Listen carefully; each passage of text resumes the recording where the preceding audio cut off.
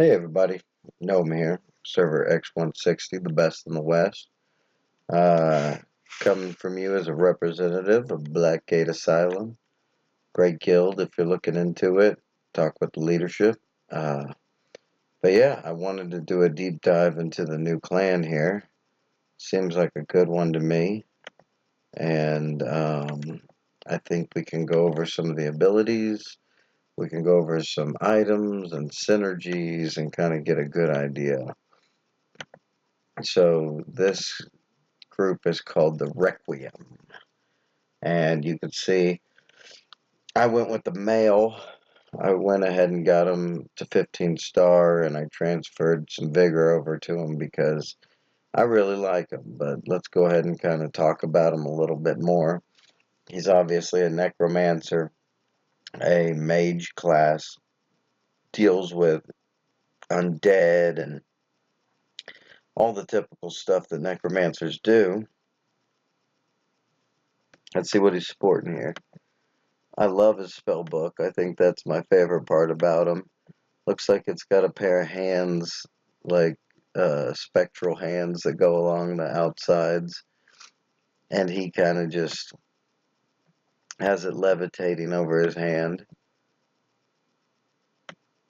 The pauldrons are definitely awesome. Got a couple skulls with some.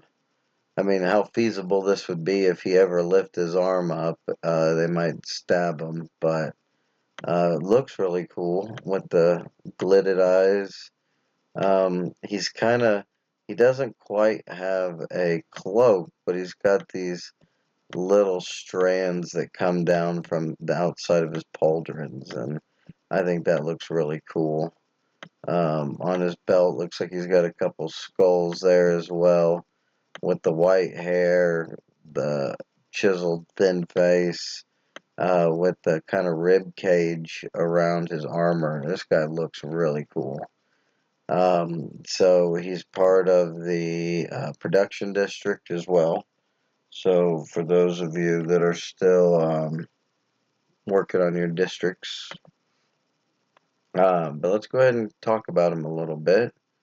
Um, Also, let's scope out the female real fast. There used to be. We'll actually get to her in just a moment. So, for his skills, let's start with his passive. Within 4 seconds of releasing an active or ultimate skill. So, whenever he releases an active or ultimate, so for 4 seconds after that, all allies' damage taken is reduced by 25%. So, a 25% damage reduction to everybody when he uses his active or whenever he uses his ultimate. So, that's pretty cool. In battle, each time this passive skill is triggered, the damage reduction effect for next time is permanently increased by 5% up to 3 times per battle.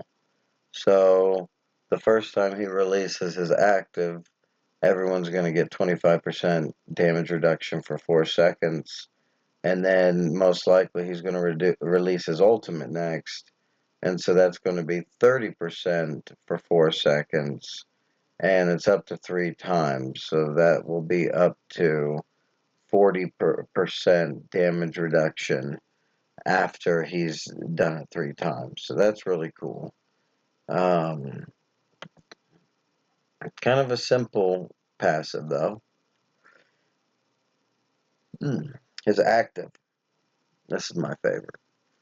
Select all enemy champions on the field and fire a bone spike. Could have been phrased, fire a bone spike to hit all the enemy champions. The bone spike hits all the targets, dealing 150% strength damage and lingering for 3 seconds. So there's a little bit of initial damage, and then after 3 seconds, while it's lingering, the target's energy recovery efficiency is reduced by 35%, so they gain energy 35% slower, is how I take that. When the bone spike disappears, so after 3 seconds, It deals an additional 400% strength true damage. That's significant. 400% strength true damage. And remember, true damage isn't mitigated, isn't blocked. It's really powerful. And the caster recovers Constitution equal to 40% of the damage dealt. So 400% strength damage to 5 champions is 2,000% strength damage. And with recovering 40% of that, what is that going to be? 80, 800% strength is going to be recovered. So if your strength is 10 million, that's going to be times 8. So that's 80 million health regenerated from using this if it hits all 5. And yeah, that's really powerful. Really, really powerful. So he's going to be healed every time he uses his active. And it's going to hit everybody. It's going to do true damage. It's going to reduce their energy gain. So here's the ultimate. Continuously cast, summoning a giant deadly bones immune to damage and control over the densest enemy area. Wording. Deadly bones inherits the current attributes of the caster in the next 2 seconds, absorbing 7% of the strength of enemy champions within range per second and converting it into its own strength. Total absorption from a single target not exceeding 10% of its initial strength. So what I think that's saying is, since it lasts for 2 seconds and absorbing 7% of strength of enemy champions within per second, so that would normally be 14% of their strength that it would drain from them. Instead, it says it's capping it at 10% of its initial strength. Again, wording is so horrible here. It doesn't really explain it. So either way, the deadly bones will appear in the densest area of the enemies. It'll drain a little bit of all their strength, and then it has originally the strength of the caster. So after absorption, deadly bones falls, dealing damage equal to 10 times the strength to enemies within range, and stunning them for 2 seconds. So anybody that gets hit by the head after the 2 seconds of its stealing strength will take 10 times strength and be stunned for 2 seconds. The stun's really nice. A lot of damage too. It's not true damage, but it's good. If allies are within range, oh, this actually scrolls. They receive shield worth 400% of strength for 5 seconds. Now, is that 400% of the strength of the deadly bones that just drain strength from the enemy? Or is it just straight 400 of the caster strength? Either way, 4 times 10 million is 40 million power shield for 5 seconds. Is pretty nice. So that's part of his support capabilities. After Deadly Bones falls, the absorbed strength will dissipate and return to the enemies within 2 seconds. Okay, so if it doesn't kill them, it's returning that strength to them slowly, or over 2 seconds, which is actually really fast. So, seems to be really awesome. I went ahead and maxed him. I have him full 25 mage equipment with the 5 of the con gems and 5 of the dodge gems. For traits, I just kind of threw random stuff on them. I got 22 brutal, 22 honorable, 22 energetic, and a 22 rapid shot just because I didn't have rapid shot in the team that he's going into. But here's the big thing. Look at his passive, or sorry, his trait. It's called Spear Binding. When active skill deals damage, reduce the target's crit rate by 10.5% for 4 seconds. It stacks up to 2 times. So, and again, it's active skill. It's not his ultimate. And so when he uses his active and it hits all 5 enemies, If you have any other champions who have an active that hits a lot of enemies, such as female Kvak, I think her spears hit 4 enemies, or just somebody that's guaranteed to hit all 5 enemies. This is a great trait to put on them because it reduces their crit. And in the current meta and quick kill teams right now, crit rates really pushed. So being able to reduce that by potentially 21% is quite a bit, especially if you partner that up with traits or skills from your sprites, which can reduce crit rate, plus this. And remember, his active hits all the enemies, so it's basically you're going to, when he uses his active, your whole team gets damage reduction, and it reduces the crit of all the enemies. So assuming he gets his active off, it's going to have a nice effect on everybody. Alright. And look at this, I drew a couple extra mythics. Excuse me, tired. This is a late video, late night. So, and notice I have him 70 vigor, level 700. And then let's find her real quick. I didn't level her up as much, but I got her up there a little bit. There she is. I might level her a little bit more. Maybe up to 11 stars. That's a good spot to get champions that you're...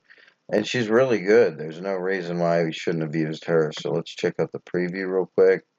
She's kind of in a blood circle with the 3 skulls that she uses and keeps around her. Oh, that was really cool. She kind of got this like, oh, whoa, it was a trick out. It was a fake. So she's got the 3 different type of skulls over her shoulder. She too has really cool pauldrons, and she has that kind of split cloak that comes down from her pauldrons. Gauntlets look cool.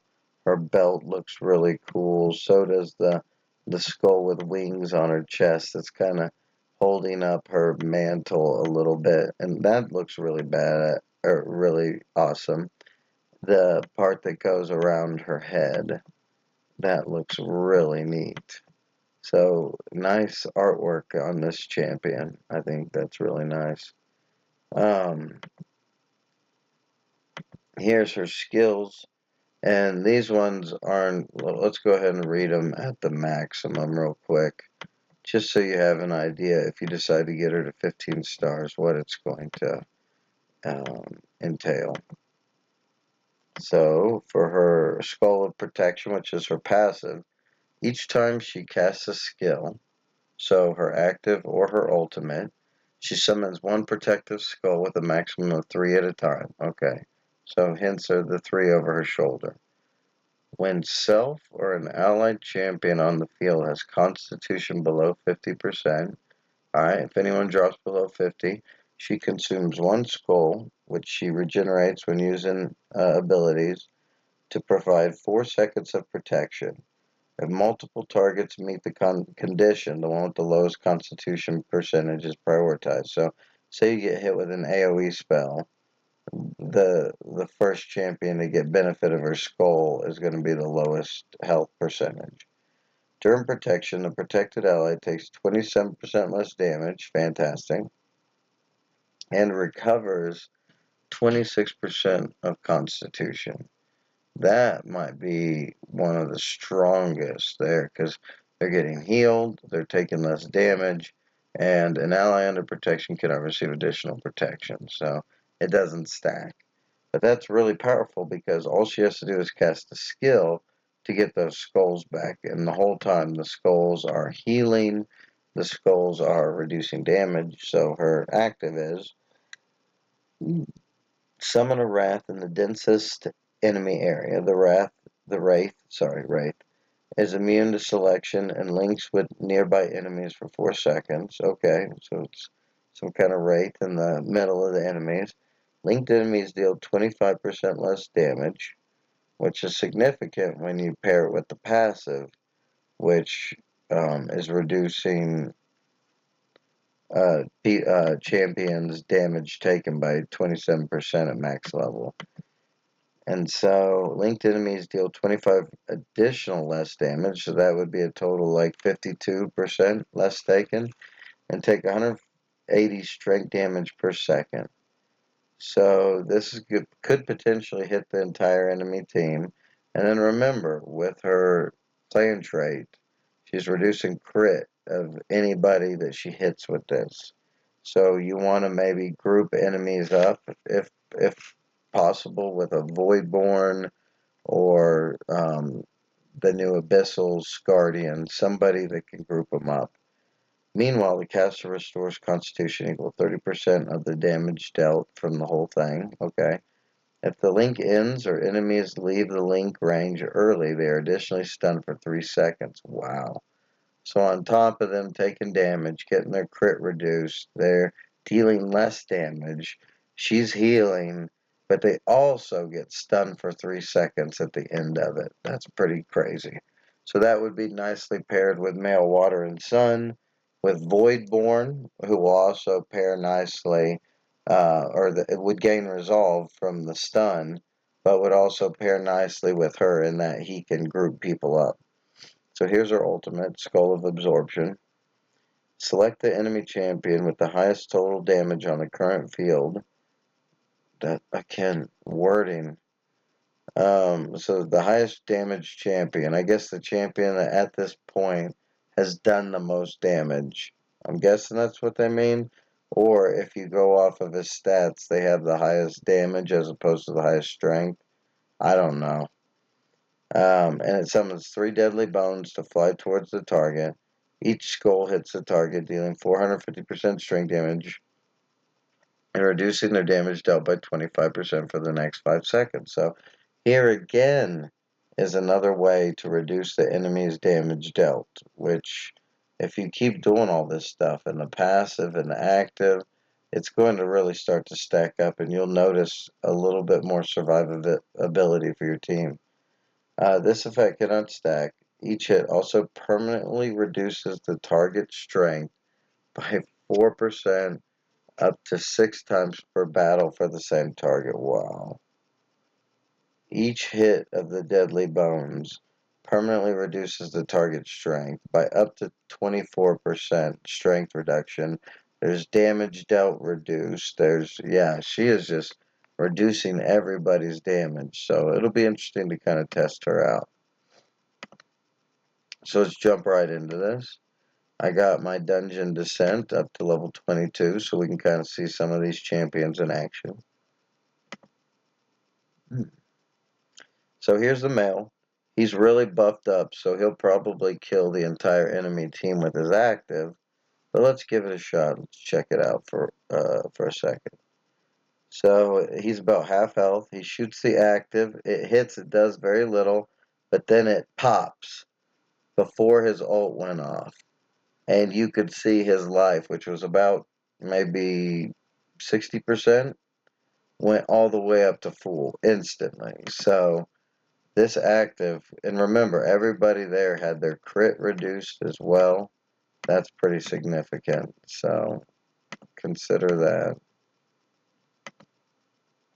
Alright, let's do the boss.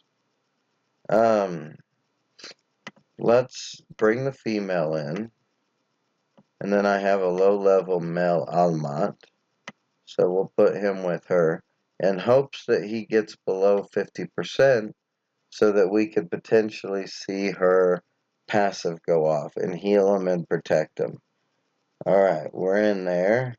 There's one of her skulls because she casts her active.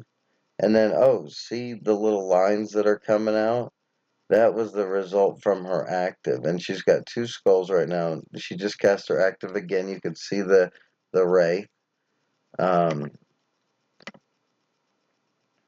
So she did way more damage, but she also has weak mage gear on, and I leveled up her skills where Mel Almat doesn't have any.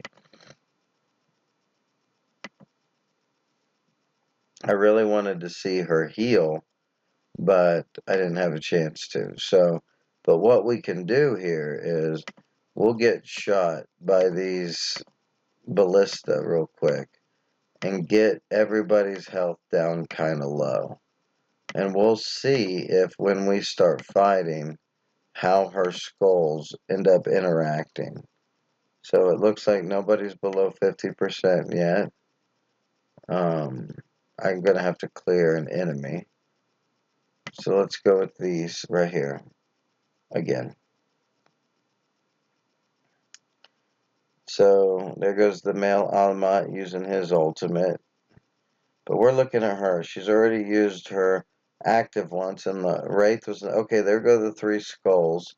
They, again, just hit one enemy champ, which is kind of... In a world of AoE, she doesn't have that capability. And that can be kind of rough. We have a little bit of lag. So again, we're just trying to hit these hexes here and just take some heavy damage, because I'd like to see how these skulls function. Okay, so look at the male Alma now. So what I'm guessing is she's going to use her active. She's going to get the skull, and it's going to instantly heal the male Alma. Let's see. Yep, there it went, and it's going around him.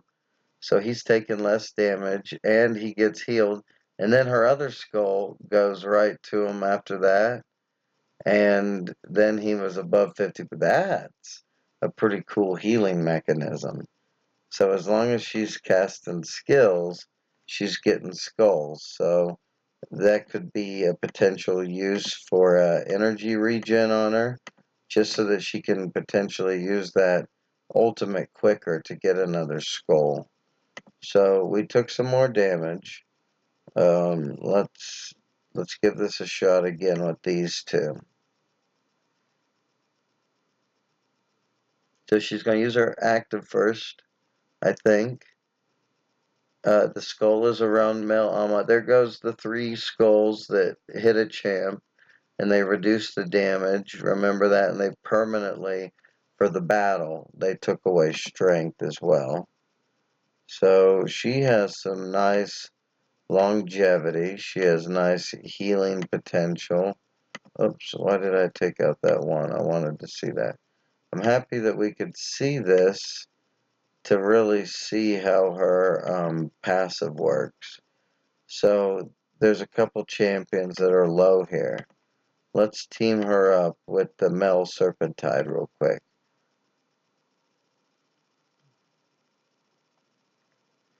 So as soon as she uses her active... Oh, never mind. He healed himself up. That's part. He gets lifesteal whenever he uses his active, but her ultimate did some pretty good damage there. It took out one of the enemy champions. And remember, if no one's below 50%, she gets to hold on to her skulls. Wow. Granted, he only does single target damage, but pay attention to this. Look at this. She did more damage being an 8-star than a 15-star did.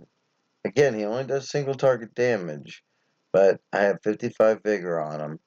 He's got all level 25 gear. And she is not anywhere near that, and she's able to compete with that.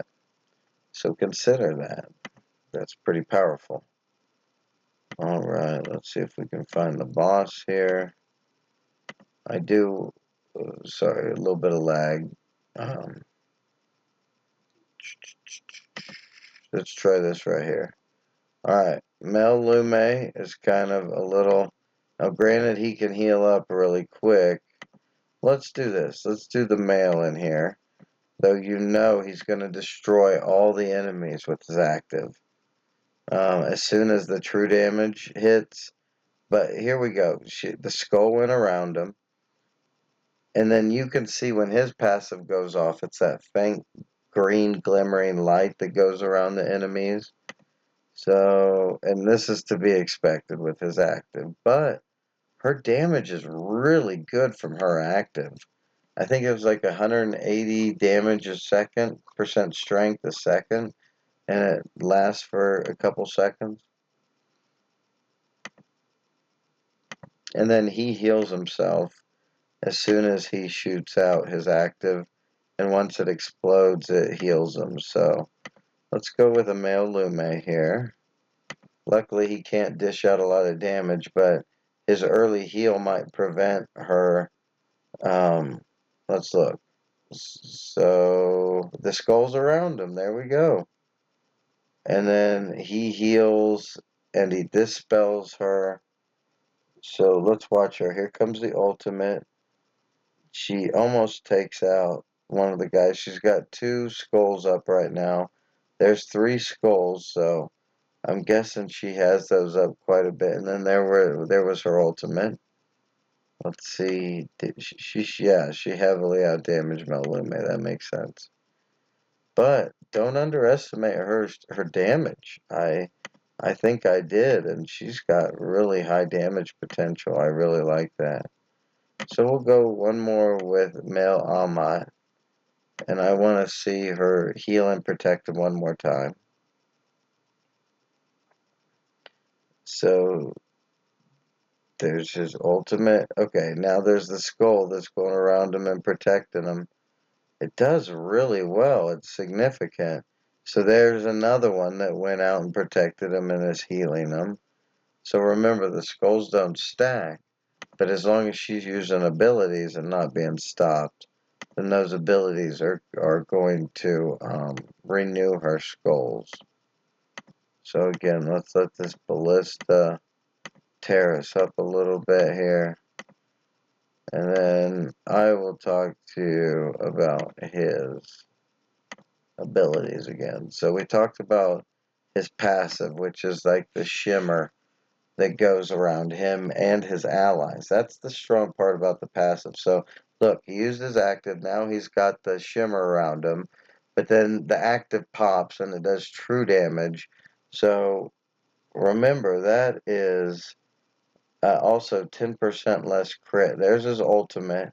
It goes up in the air for 2 seconds. It drains their strength, and then it slams down to stun and deal damage.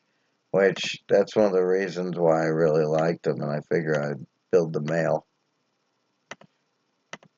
But after this little trial here, I might actually also get the female up, because I can think of a couple groups, especially my group with Mel Water and Sun, where she might really come in handy. So let's try him again. He comes in with his book, his Necromicon. He shoots out his active. You can see the spikes sticking out of people, and then bam, he's still got the protection. It lasts for 4 seconds after he casts an ability. I'm pretty sure it's all abilities, and so he's going to have that up a lot. Alright, let's check him out again. So watch for the spikes, and then after the remember, during the 3 seconds, everybody has less energy regen right now, which you can kind of tell. And then once that spike goes off, it's just so much damage. And if it crits and it's 400% strength damage as true damage with a crit, that's significant. We'll do a couple fights, and I'll go ahead and use my sales and Sabers attacks, so you could see them in the group that I've put together. So again, due to the head that smashes down for his ultimate, any kind of champ that can group people up is going to be positive. Or someone who can knock champions back, like female Marrowborn would be good with him. Anyone that can bring people in, like Abyssals, would be really nice, because you want enemies to get stunned by that ultimate, because it also just does a ton of damage. So let's bring her in again. And remember, enemies should get stunned after her active turns off. So let's see how that happens here. So let's really watch her active. She's about to put it down. Oh, she got interrupted. So there will be no active. So she's going straight to the ult. It attacks one of the champs. She's getting pretty low life, but notice the skulls are starting to circle around her, and she's getting that self-healing, which is keeping her up pretty good. And she also gets healed after she uses her active, I believe it is. Well, here we can't really see her active, but maybe she'll put it in the casters in the back because they might be the two densest enemies now. Oh, nope, there goes some of the skulls. Let's see if that okay, there's the active. See the wraith right there? And let's see if it stuns. Oh, the enemy died before it could get the stun off. So let's try another one real quick, because I want to get the precision on this. I put her up in the P1 position, so you can kind of see things a little better here. Alright, so there's the Wraith. See how far that's popping out, though, with the Wraith? Now let's watch for the stun. There's the stun. Look at that. That would go so well with Mel Water and Sun. And Male Water and Sun doesn't have very good spot healing until he's ulting.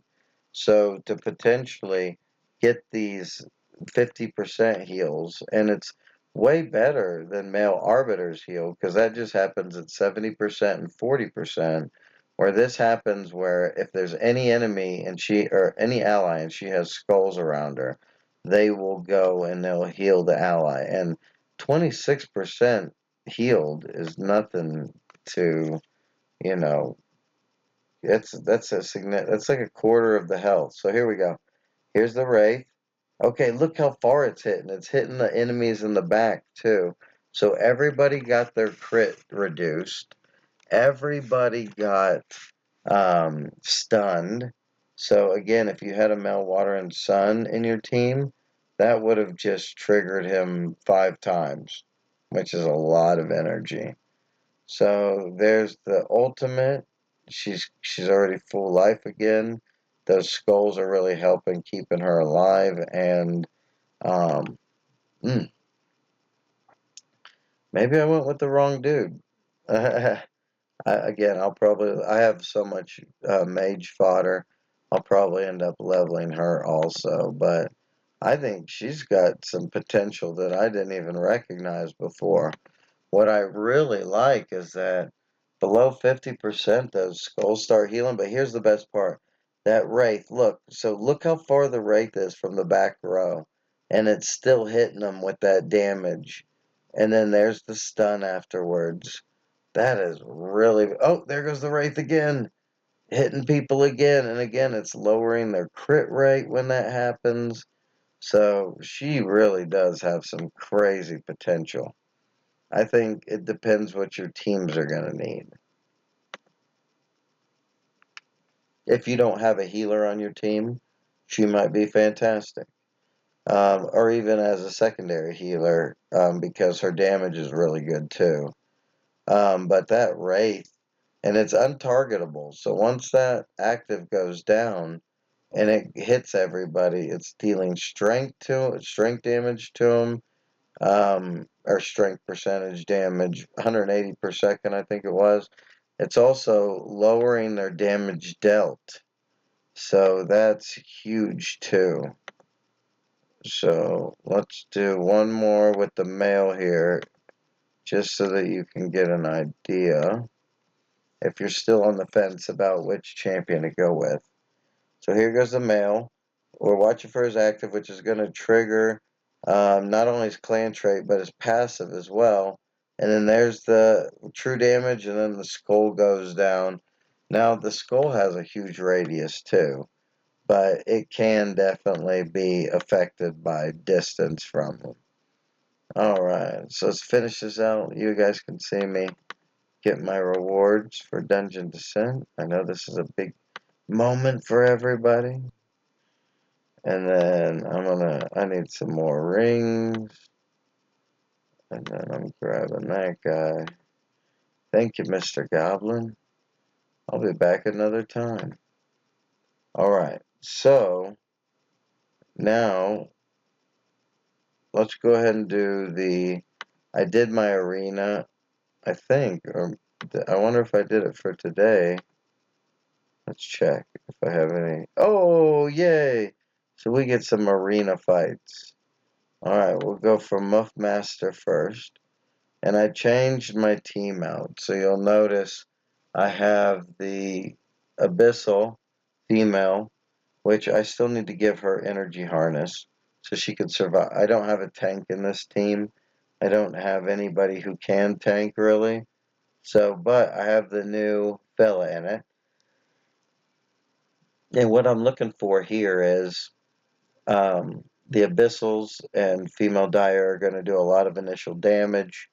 And then with the active from the male as well, that should heavily bring people down within range for the Marrowborn to have his passive hit everybody. And remember, when someone gets his passive, they get total health lowered by like 30%.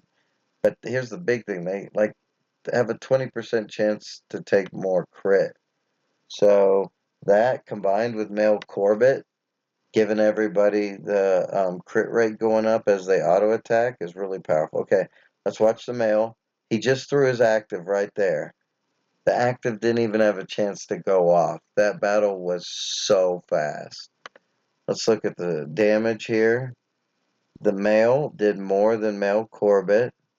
He's still lower on the totem pole, but I've focused more on some survivability. Um, but I think I can maybe ramp up the damage a little bit. Of course, female Dire doing the most, followed by Marrowborn, which is just one of my favorite champs. Alright, let's find some more.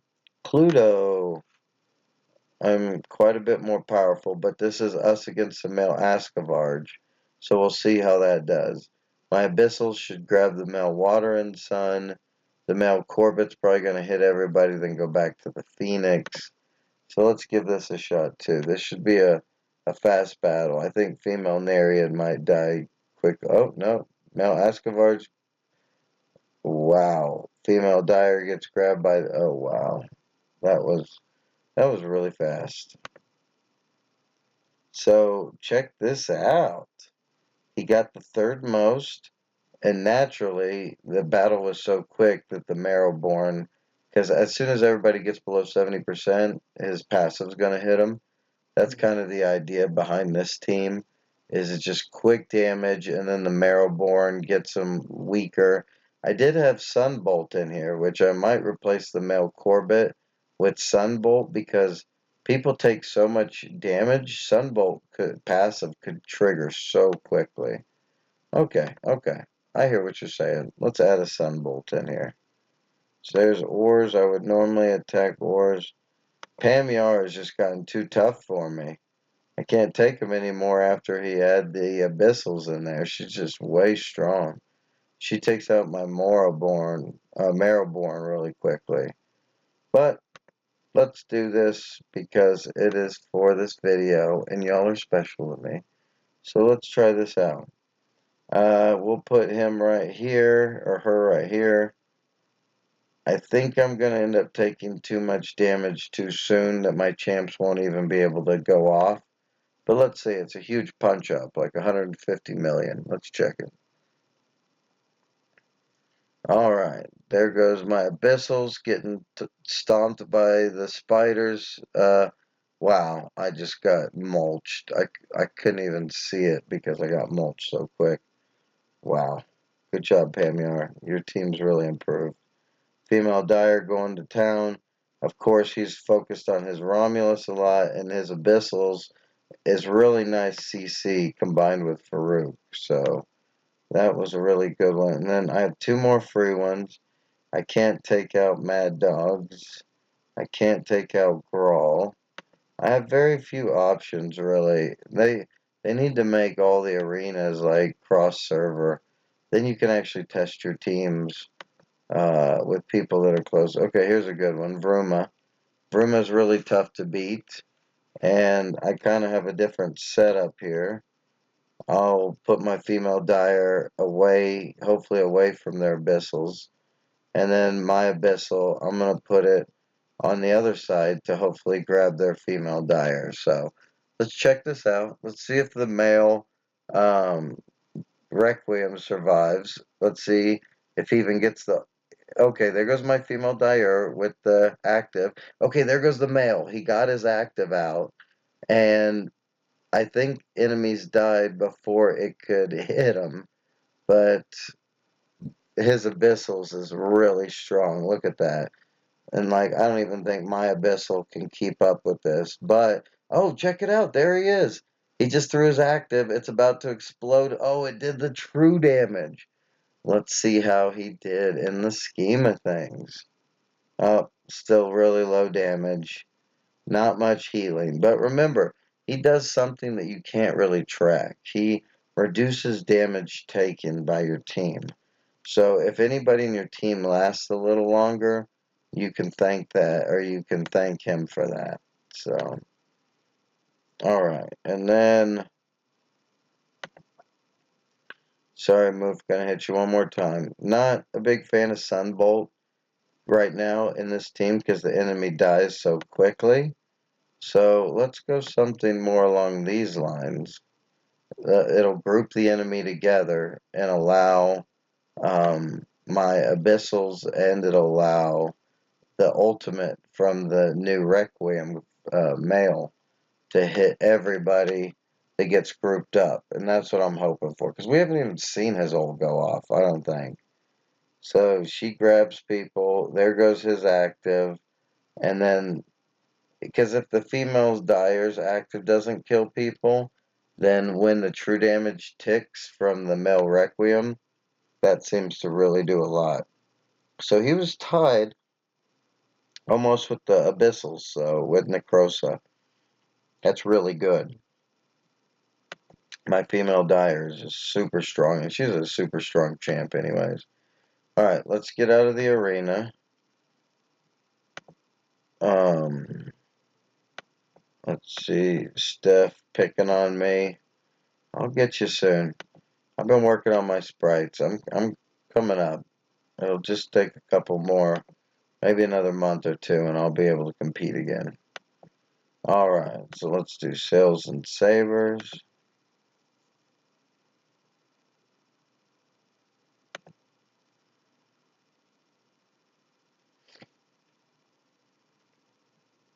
Bifidus, no thanks. Look at this horrible matchmaking, by the way. Why? And then they put me up with someone, Icarus. Like Icarus, you're great, but this shouldn't even be a challenge for me. So I'll just leave my teams as is. Let me check in on them, kind of seeing who's with who. All right, I got the male Corbett back in the team. It might do really well with Heliana or Heliala because she can heal, and that just helps the Abyssals get the resolve quicker. Alright, here we go. Mel Ascavarge runs in. The Void brings everyone together. Now look at this Sunbolt. Look at this Sunbolt ult. And it increases everybody's crit chance to take crits by 20%. Oh, that was a beauty. That's a good team. Alright, here's the team we're looking at. There goes the active from the male. It hit everybody. Okay, and it just went off, and then Marrowborn's passive hit right after it went off. Like, that's a powerful combo. Alright, here's team 3. I got my Guardian, Ignorath. He's just going to town right in the middle of them. Okay, that was a pretty easy battle. I'm sorry, y'all. We'll try to find something a little closer to my power. Not a Bifidus, but alright. So here's my problem with Sales and Sabers. The matchmaking is so broken. I'm too scared to hit the other two refreshes at hopes of finding someone closer to my power. Um, but because it's going to end up putting me with like Bifidus and stuff like that, I might as well take the opportunity that I have in front of me, which this should be an absolute slaughter, but maybe we could see a few things. So, um, Void brings everyone in.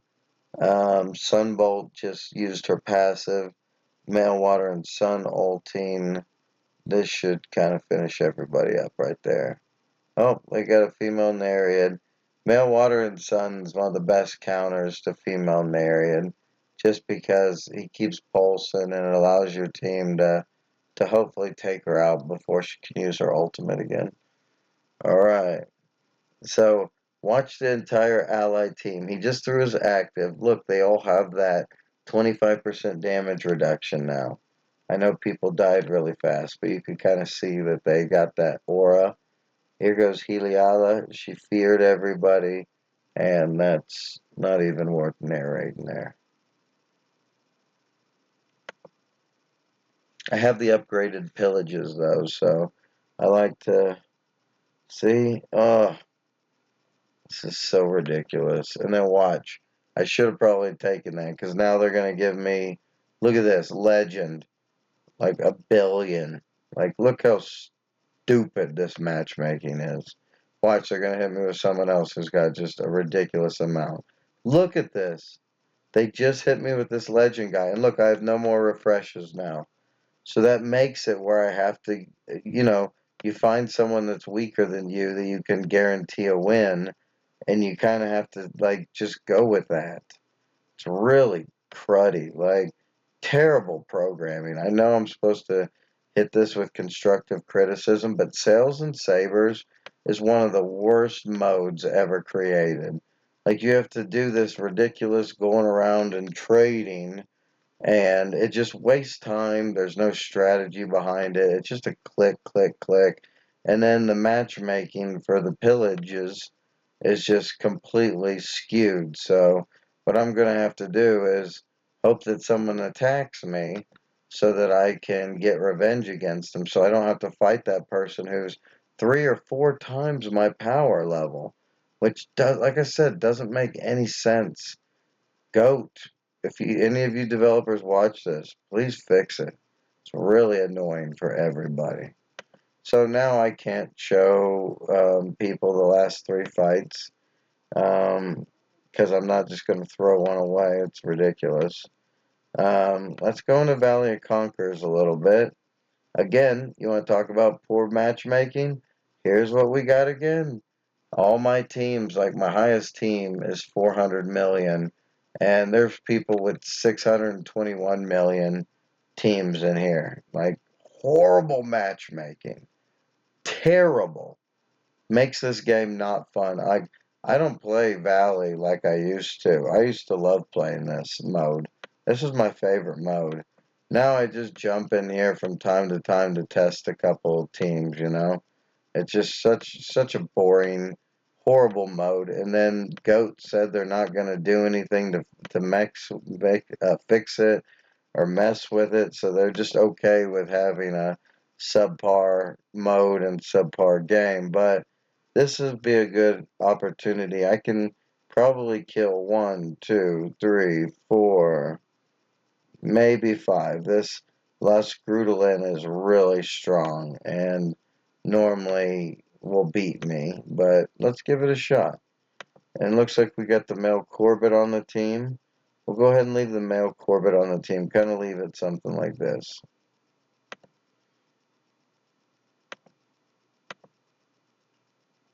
So look, 373 million is my T1. And let's look at these. 461, which is probably their T3.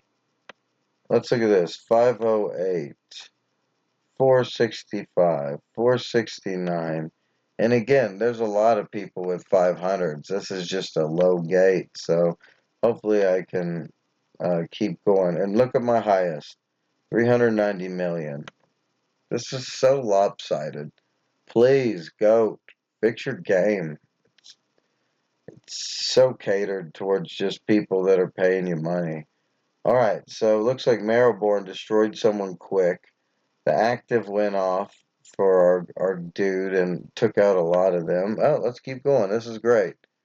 Alright, my Abyssals, she should grab a lot of people. They got the fear off on me. There goes my Abyssals with her resolve, just tearing up people. Now, you have to have, if you don't have a tank or you don't have a healer, you have to have it where your team can at least heal themselves. Wow, look at this. Over like 100 million ahead of me here, and I took them out. Granted, I had some early energy, but that was pretty good. Okay, here comes the tough battle right here. This is probably going to be a loss, but we'll check it out. So they had the male Ascavard. My male Corbett is trying his best to. Alright, they got the female Dire, but the change from the Abyssal, and it's not going to be enough, and I get taken out. And that is just 342 million versus 515. I guarantee you, if I was 500 million for my sprites, I would wipe the floor with that player, like easy.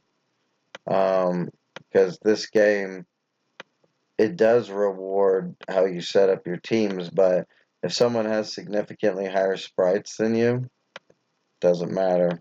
Doesn't matter at all. So let's check right here, see if there's anybody that I have a chance at. Oh, Zoda. Yeah, I can do that. I'll just go ahead and do that for a little extra bonus footage for y'all. I can take either team down. Let's go ahead and do the team with the Guardian. And he has no skill points. I put them all in Necrosa. So that's something I'm kind of dealing with there. Alright. This one's got... I recently replaced a champion with female Selphos. So she triggers Meltwater and Sun. She's just such a good partnership with Meltwater and Sun. Alright, here we go. Here goes my male Ascavarge. Female Selphos hopefully throws her... Nope, she got interrupted by the Romulus, so she didn't even throw the stuns out. Luckily, the team wasn't that strong, so I could take the damage, and then Meltwater and Sun heals everybody up to full. With my Guardian having a ton of shield from Farouk and having high resolve. Alright, let's see what else we could do here. Oh, here's somebody.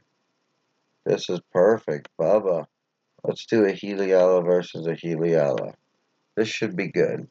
My Voidborn should be able to last until he can use his Resolve, his Guardian ability, due to male Esterier's active that could be placed on him. Yep, there it is right there, so he's safe. My female Nereid's having a tough time, but the whole enemy team just got feared. Sorry, I'm getting a little lag here if it's not being very cooperative. There goes my male Choir using his ult, keeping people from using their ults. Male Esterier just put his ult on a couple of my players. Ooh, that was a good one. Yeah. Let's look. Of course, female Nereid, but Heliala did a lot. Voidborn, without any skill points, did a lot. And then it looks like the male Spider did the most on the enemy team, which is to be expected. Um, male Silken Crown is really cool. It's a great champion. I think more people should, because he's also really good in PvE, which now that we got the Luxus trials or whatever they're called, it really comes in handy to have champions that are good in PvP and PvE.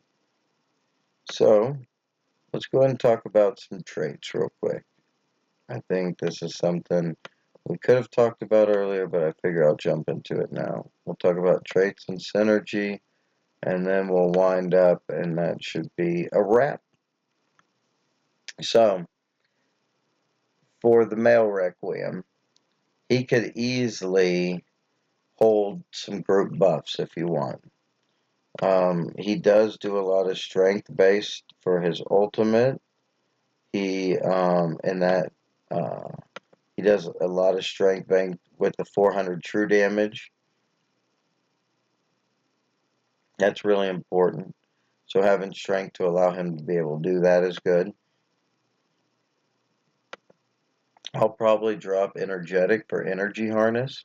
so that he gets a big shield at the beginning, just so that he can allow the second part of his active to go off, which heals him. And hopefully that shield will last long enough to be able to have that heal take place.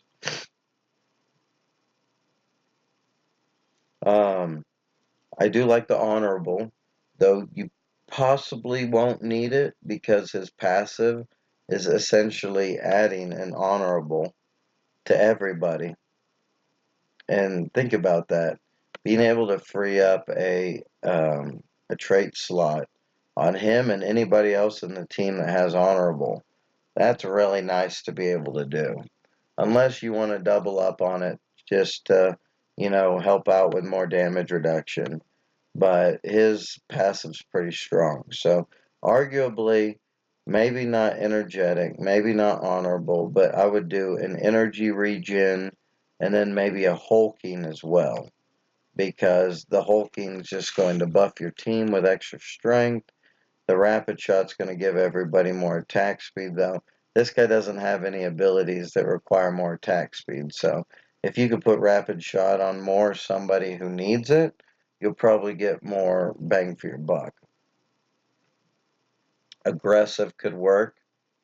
When that true damage goes off, if you have crit, that's really strong. Like 400% strength true damage is like female dire level.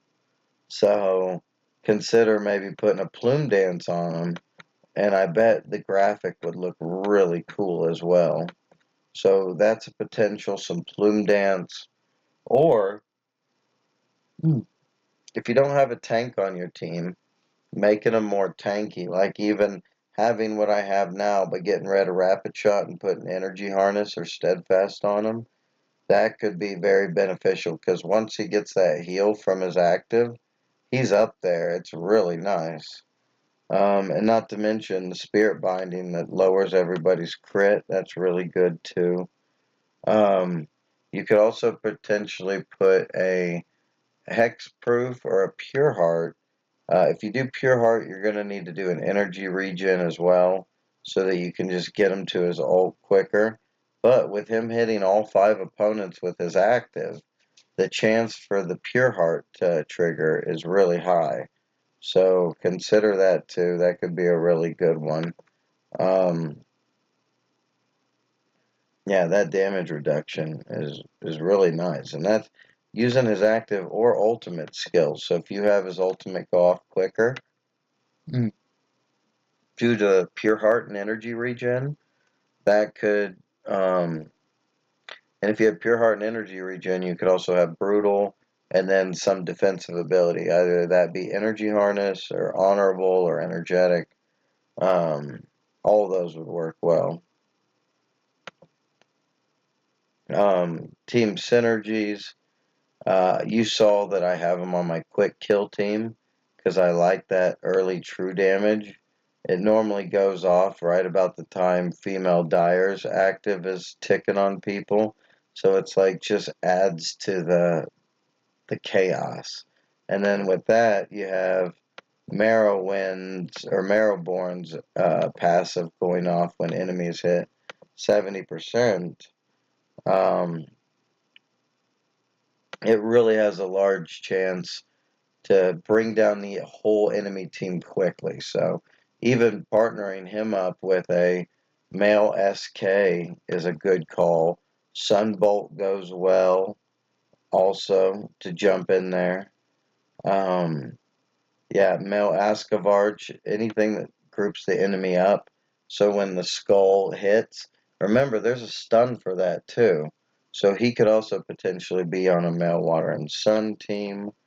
He could be with Mel Estrar to get Mel Estrar's active immunity, just so that he can make sure that his heal goes off and that he can get his ult off.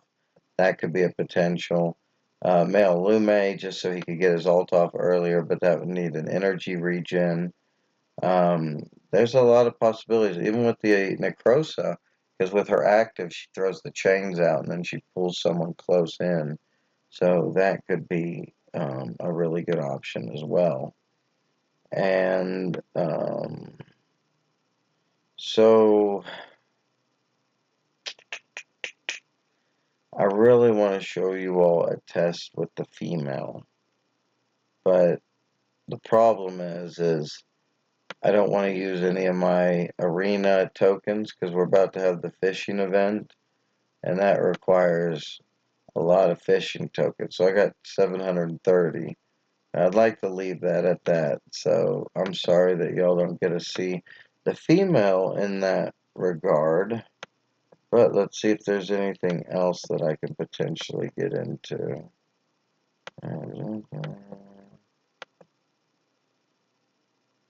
Not really. I showed you some of her action in the Dungeon Descent. I showed you some of her healing in the Dungeon Descent. Maybe I'll just release a whole nother video on her because I think I'm also going to level her up. Maybe to 15 stars as well. One, I like the Guardian Stones from it, and it just had the ability to accumulate a lot of mage fodder, so being able to use that could be pretty nice. But for her, she reduces enemy damage a lot, and she has the ability to heal. So you could even put a devout on her, so for the first 10 seconds, though I think she's got better longevity than that. So maybe a group buff or two, maybe hulking. I don't think she needs rapid shot because she gains skulls when she uses her active or her ultimate, but her active looks like it pretty much hits everybody. So again, you could probably put a pure heart with energy regen. You could do the aggressive route, and honestly, with her, maybe you don't have to focus so much strength on her because she's not a huge. Though she showed that she could be a huge damage champ, but she needs a little help in the damage department, but she can heal and reduce enemies' damage done, all the whole while with her clan trait, reducing the crit that they do. And as I mentioned, you want to group enemies up with her for her active. So any of the people that can pull, like the Voidborn, Abyssals, are good. Male Ascabards that rushes and gets everybody on top of each other. Female Tide Raiser could work as well. Um, Female Marrowborn, she can knock people back, so into each other. That could work out. Female Arbiter brings everybody together, so then the Wraith could do, just what the Wraith is supposed to do. Um, Male Segrak kind of pulls people in a little bit. So those are good options for. I like her stun from her active, and I think that would go the best with Male Water and Sun and Voidborn. Not only would you be bringing people together, but all three of these champs will be like really working with each other. And then until you can get Male Water and Sun going, all you have is his active heal on one champion, where she will have used her active and potentially her ultimate, and will have a couple skulls out ready to heal people if they need a quick heal. And remember, it lowers the damage they take as well. And one thing I've noticed, if you're doing longevity with Male Water and Sun, you're probably also going to want female Selphos, just so she can use her ultimate that increases strength. And then that helps kind of with the longer battles to kind of knock people down the remaining way, or remaining amount. And so her stun plus the stun from the new champion, the female Requiem, should be enough to get Male Water and Sun really fast to where he needs to be. So maybe a team and some synergy for the new champion. Let me scroll down a little bit. Would be maybe something like this. Male, water, and sun.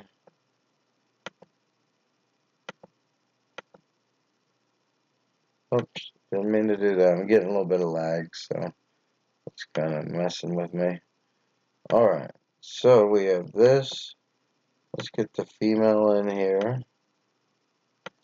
And remember, she could potentially stun up to 5 enemy champions. That's enough to make male, water, and sun energy like skyrocket. So even if you had something of this nature, and I'm going to throw a little curveball in there, is you have Mel Lume to allow Mel Ascavarge to ult early so that he can live through the onslaught of the enemy after he rushes. You have Mel Water and Sun who could start pulsing early and who's already charged up from the 5-person stun from this female. Also, look at all this healing. You might definitely get this team and do a devout because there's so much healing that a devout would be worth it. And then I'd probably do female Selphos because those 3 stuns are really nice at the beginning. It would complement the female Requiem. Excuse me. Male Lume is going to use the active and let everybody use their ults earlier. And the ults for everybody on this team are beneficial. So having energy regen where you need it, that's a really nice thing. She's reducing a lot of damage, so maybe you could take off some honorables and add some more group buffs. For instance, like High Spirited to give extra strength to the people in the back row. And if that's the case, Mel Water and Sun doesn't need initial strength. He just needs it for his ultimate. But with Melume allowing him to ult earlier, he'll get 1 pulse with that added High Spirited. So another thing you could do is this, so that the female Selphos shoots her ink and it's boosted by the High Spirited. Not to mention her 3 bombs that paralyze, aka stun. Those will all do a little bit more damage. So some kind of team like that would be very nice, very beneficial. And again, say you don't have male Lume or don't care for male Lume, you're using Pure Hearts. Another thing you could potentially do is get in the Voidborn, because he'll bring people together in the middle, definitely be susceptible to her Wraith, and then also Mel Ascavarge's ultimate might go a little cleaner too. So there's another opportunity, another idea there. So I really do think that this is a cool clan. I think that they're kind of utility combined with some good damage. And it being a mage clan, that's what we've kind of grown to expect a little bit. But also, again, he looks super cool. I think the male looks great. I'll get the female up here. I don't know how I'm going to use her yet. Potentially with PvE even, because if she, in the new Luxus trial, I take damage. And so if she has the skulls to be able to like heal up the team and do a lot of damage, that could be very beneficial. That could be really strong in that. Um, so, all right. Well, we kind of talked about synergies. For traits for her, we kind of talked about that too. They're both pretty similar. Um, I don't think you'd want hexproof on any of them because that might do better on an assassin. But yeah, that's what we got. I think that if you need someone in your team, if your team has a ton of honorables just to survive, maybe replacing it with the male, taking off those honorables and adding more team buffs or individual power traits like brutal or steadfast or stuff like that, energy regen, those are really helpful. So he could fill a lot of holes in groups. He also, again, does good damage to the enemy with his active. We didn't even see his ultimate go off, I don't think, in any of our PvP, so I might aim him to get his ult off a little bit, see how well he does. And then for the female, we talked about that she's a better healer. The male doesn't heal at all, just when the head comes down, if there's any allies there, they get a shield, which is nice, because if you group the enemy up and you have some assassins on your team or a tank, it's nice to give people a nice big shield. And I think it was like 400 or 500% strength as the shield, which again, we didn't know if that was coming from the skeleton or the caster. Like, do they get the benefit from the strength that they just stole in battle? I hope so.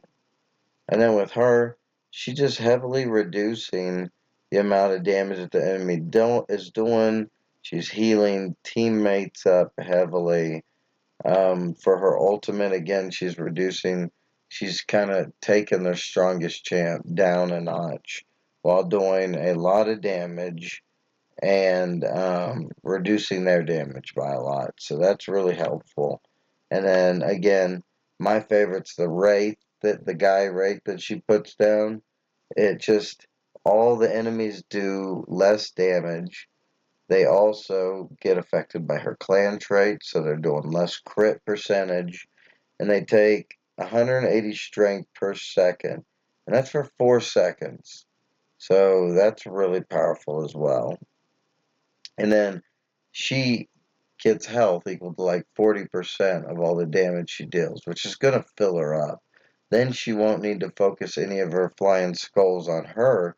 That can be used for other allies, which is nice.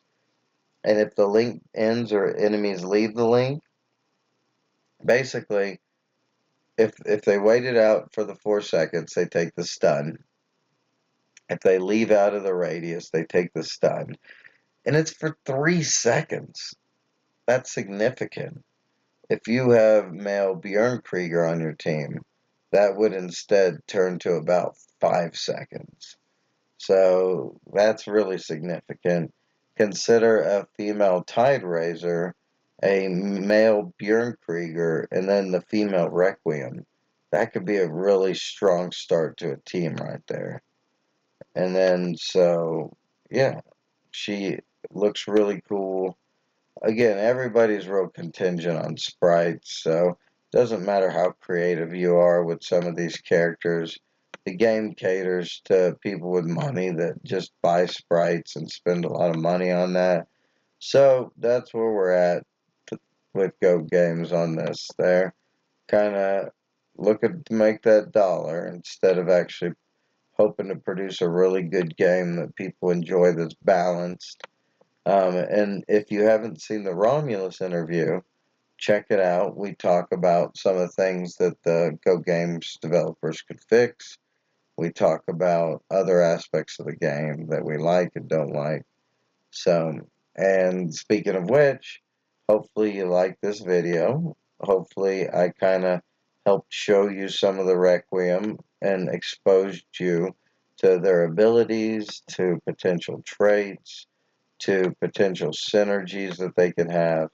I'll probably do a video on the female and do a deeper dive a little later. But for now, I'll just I focus the male. We did experiment with the female and the heal a little bit. But that was with her with, level 8 abilities instead of level 15. Imagine her all maxed out. She has the potential to do a lot of damage. So I think I'll max her out, check her damage, and then I might even put her in that my team 1, the fast damage team, because that Wraith going down 180 strength percent per second for 4 seconds, and then it stuns, man, that's really good. But either way, like the video if I helped you here.